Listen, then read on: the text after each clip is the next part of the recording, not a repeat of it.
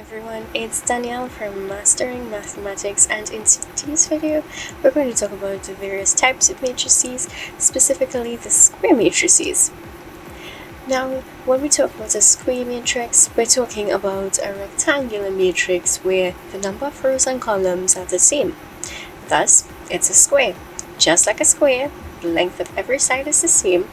This is the reason why the dimensions for a square matrix means that the number of rows and columns have to be the same. Now, there are special types of square matrices.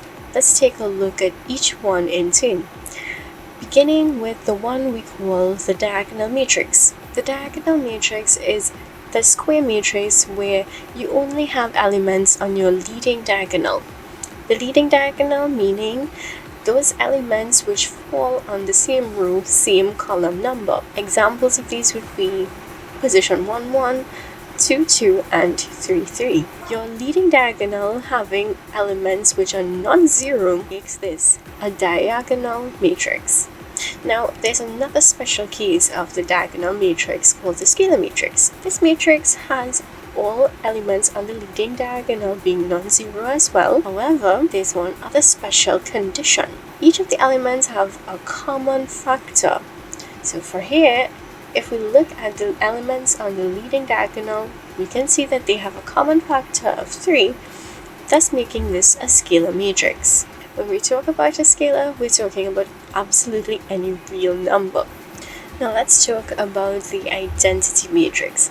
An identity matrix is simply a square matrix which only consists of zeros and ones.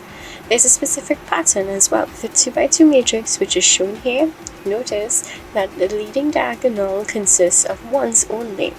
Your identity matrix is that matrix which, when multiplied by another matrix, will give you back the matrix as the result. Now let's talk about another type of square matrix called the symmetric matrix. The symmetric matrix is that matrix where if you were to transpose the rows and columns, the matrix would look identical, just like it originally did. Now, there are 2 other square matrices we need to discuss. These are identified by a scalar value called the determinant.